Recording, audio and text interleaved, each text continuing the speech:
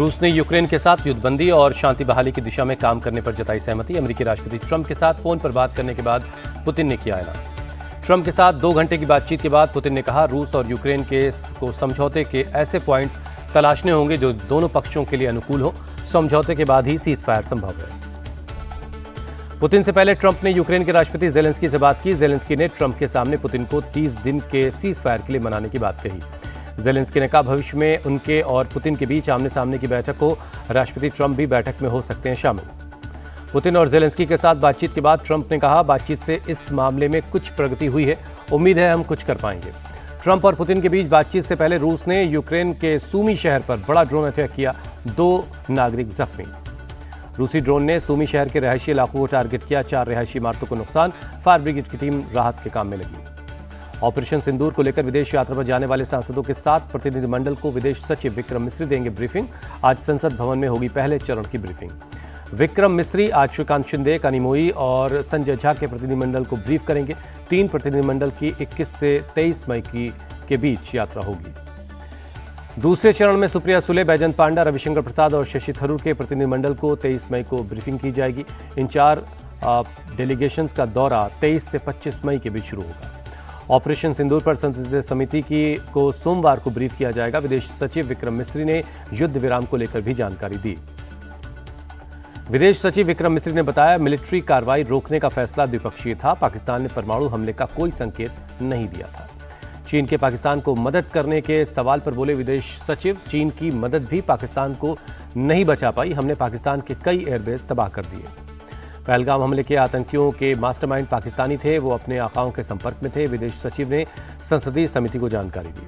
संसदीय समिति की बैठक में विदेश मंत्री के बयान का मुद्दा उठा। विदेश सचिव विक्रम मिस्री बोले, एस जयशंकर के बयान को अलग तरीके से पेश किया जा रहा है। विदेश सचिव को ट्रोलिंग करने के खिलाफ एकजुट है विपक्ष। शशि थरूर बोले, उन्होंने राष्ट्र की सेवा की है, हम सभी उनके साथ खड़े हैं।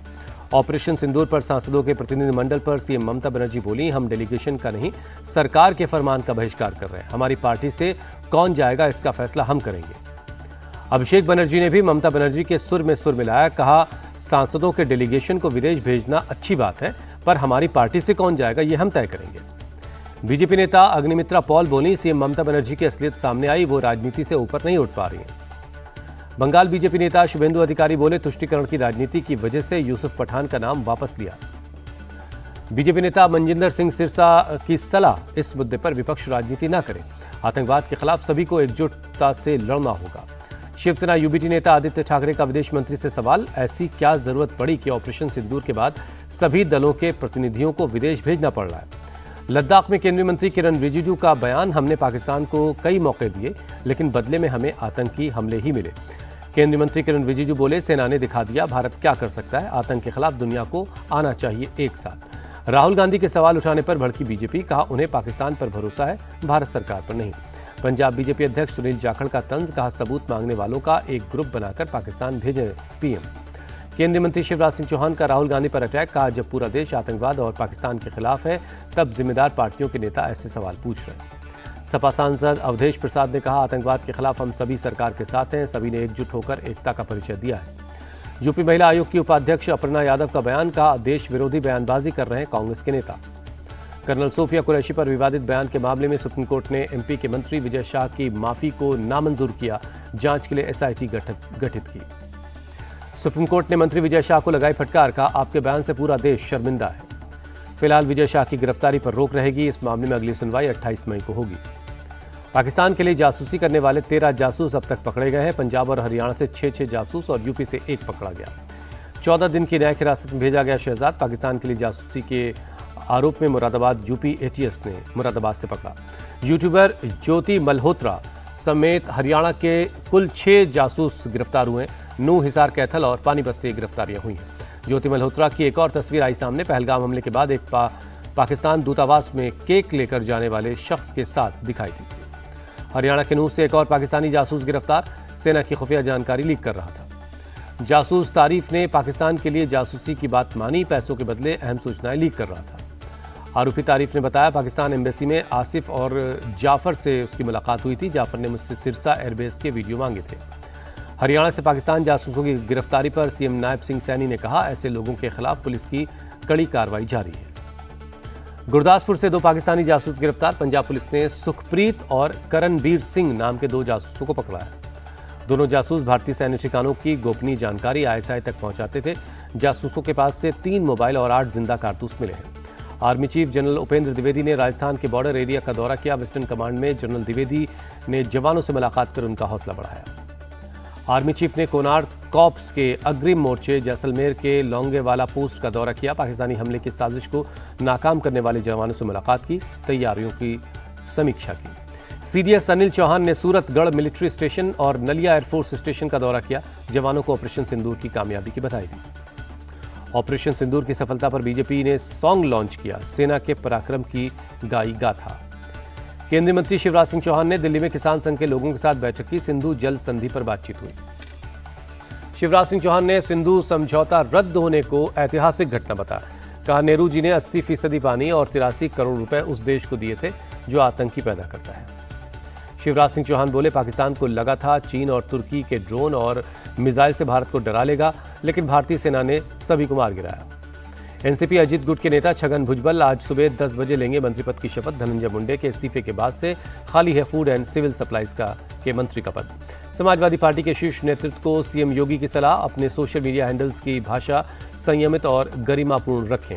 यूपी के मंत्री संजय निषाद बोले, जनता मर्यादित लोगों के साथ रहती है, सपा की भाषा अमर्यादित है। जनसुराज पार्टी के राष्ट्रीय अध्यक्ष बने बीजेपी के पूर्व सांसद उदय सिंह उर्फ पप्पू सिंह। प्रशांत किशोर ने कहा, उनके अनुभव से पार्टी और बिहार को आगे बढ़ाएंगे। जनसुराज के राष्ट्रीय अध्यक्ष बनने पर बोले उदय सिंह, बिहार में परिवर्तन लाएंगे, अच्छी सरकार बनाएंगे। आरसीपी सिंह के जनसुराज पार्टी में शामिल होने पर संजय जायसवाल बोले, किसी के कहीं जाने से कोई फर्क नहीं पड़ता है। तेजस्वी यादव का बीजेपी और जेडीयू पर अटैक। कहा, बिहार और बिहारियों से इनका कोई मतलब नहीं, बीजेपी को केवल लालू और तेजस्वी को गाली देना आता है। तेजस्वी यादव पर डिप्टी सीएम विजय कुमार सिन्हा का पलटवार। नेता प्रतिपक्ष का काम पर घर पर बैठकर ट्विटर चलाना नहीं है। 2025 में बिहार में बनेगी एनडीए की सरकार, केंद्रीय मंत्री गिरिराज सिंह का दावा। कांग्रेस नेता सचिन पायलट ने संविधान बचाओ यात्रा पर कहा, पूरे देश में हमारा अभियान जारी है। सचिन पायलट ने कहा, पिछले 10-11 सालों में केंद्र सरकार ने जितनी भी संवैधानिक संस्थाएं हैं उनके साथ अन्याय किया है। हम लोगों को जागरूक कर रहे हैं। लखनऊ में मुख्यमंत्री योगी आदित्यनाथ ने समीक्षा बैठक की। मेरठ के विकास की कार्य योजना के संबंध में चर्चा हुई। बैठक में मुख्यमंत्री योगी ने अधिकारियों से फीडबैक लिया, जरूरी दिशा निर्देश दिए। श्रीलंकाई नागरिक की याचिका पर सुप्रीम कोर्ट का बयान, भारत धर्मशाला नहीं है जो दुनिया भर के लोगों को शरण दे। टेलीकॉम कंपनी वोडाफोन, एयरटेल और टाटा को सुप्रीम कोर्ट से लगा झटका। एजीआर बकाया की माफी वाली याचिका खारिज हुई। संभल की जामा मस्जिद सर्वे के मामले में मुस्लिम पक्ष को झटका। इलाहाबाद हाईकोर्ट ने सर्वे मामले में खारिज की रिवीजन पिटीशन। मुस्लिम पक्ष का पिटीशन खारिज होने के बाद संभल पुलिस अलर्ट है, कई इलाकों में फ्लैग मार्च किया।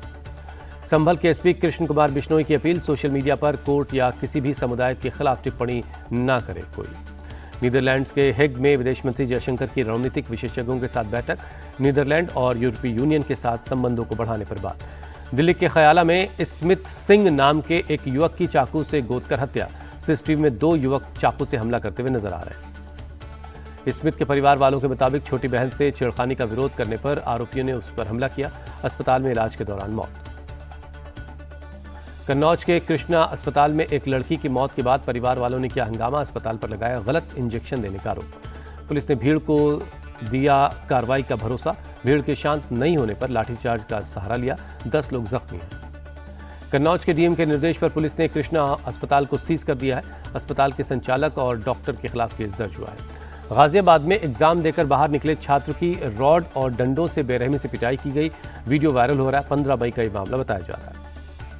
पुलिस ने पीड़ित की शिकायत पर 2 आरोपियों को हिरासत में लिया। छात्र की मेडिकल रिपोर्ट के आधार पर आगे की कार्रवाई होगी। भोपाल के न्यू मार्केट में एक गारमेंट स्टोर में आग लग गई। बड़े पैमाने पर नुकसान की आशंका है। दमकल टीम ने आग पर काबू पा लिया है। हादसे में किसी के हताहत होने की खबर नहीं। आग लगने की वजहों की जानकारी नहीं मिली। हरियाणा के झज्जर में पुलिस ने 174 बांग्लादेशियों को पकड़ा। 58 पुरुष और 52 महिलाओं के साथ 64 बच्चे भी पकड़े गए हैं। झज्जर में पुलिस 2 दिन से चला रही अवैध बांग्लादेशियों के खिलाफ अभियान। झुग्गी झोपड़ियों में वेरिफिकेशन के बाद धरपकड़ जारी है। उज्जैन में बीती रात तेज बारिश हुई। लोगों को गर्मी से राहत मिली। बारिश की वजह से कुछ जगहों पर पानी भर गया। सड़क यातायात प्रभावित हुआ। चमोली के पीपलकोटी टंगड़ी इलाके में मूसलाधार बारिश से बरसाती नाला उफान पर आ गया। पीपलकोटी में 4 गाड़ियां मलबे में फंस गईं। बाद में उन्हें बाहर निकाल लिया गया। बारिश की वजह से टंगड़ी पागल नाला भी उफान पर है। कुछ इलाकों में बर्फबारी भी हुई है। पहाड़ों से मलबा आने से कुछ जगहों पर सड़क यातायात प्रभावित हुआ। प्रशासन ने लोगों को अलर्ट कर दिया है। इंदौर के सराफा फूड स्ट्रीट पहुंचे मुख्यमंत्री मोहन यादव। पनीर फ्राई करने के साथ ही जायके का लुत्फ भी उठाया। मुख्यमंत्री मोहन यादव के साथ सेल्फी लेते दिखे लोग। मुख्यमंत्री ने खुद की पेमेंट। दिल्ली में प्रदूषण को लेकर सरकार अलर्ट है। पर्यावरण मंत्री बोले हॉटस्पॉट पर किया जा रहा है छिड़काव। लखनऊ में क्रिकेटर मोहम्मद शमी ने सीएम योगी से मुलाकात की। सीएम ने वन डिस्ट्रिक्ट वन प्रोडक्ट का तोहफा दिया। केरल के सीएम विजयन ने CIAL 2.0 का उद्घाटन किया। 200 करोड़ रुपए की लागत से कोच्चि एयरपोर्ट फुल्ली डिजिटलाइज्ड होगा। दीव में खेलो इंडिया बीच गेम्स 2025 का हुआ उद्घाटन। केंद्रीय मंत्री मनसुख मांडविया ने समारोह में शिरकत की। उद्घाटन समारोह में हुआ रंगारंग कार्यक्रम। लोगों ने खिलाड़ियों का हौसला बढ़ाया। ब्रिटेन, फ्रांस और यूरोपीय संघ ने इजरायल के खिलाफ सख्त रुख अख्तियार किया। गाजा में नागरिकों को तुरंत मानवीय सहायता मुहैया करवाने की अपील की। ब्रिटेन और यूरोपीय संघ ने इजरायल पर प्रतिबंध समेत ठोस कार्रवाई की धमकी दी। गाजा में मौजूद हालात को अस्वीकार्य और असहनीय बताया। 3 महीने बाद गाजा में मानवीय सेवा बहाल। नेतन्याहू बोले सहयोगी देशों के प्रेशर में यह फैसला लिया है। अमेरिका के कैंसस और टेक्सास में टॉर्नेडो का कहर। कई मकान तबाह। किसी के हताहत होने की खबर नहीं है। IPL में आज चेन्नई सुपर किंग्स और राजस्थान रॉयल्स की टक्कर। दिल्ली के अरुण जेटली स्टेडियम में होगी भिड़ंत। शाम 7:30 बजे शुरू होगा मैच। लखनऊ सुपर जायंट्स की टीम IPL के प्लेऑफ की दौड़ से बाहर। सनराइजर्स हैदराबाद ने 6 विकेट से हराया। लखनऊ सुपर जायंट्स ने 206 रनों का टारगेट दिया था। हैदराबाद ने 10 गेंद बाकी रहते ही मैच जीत लिया।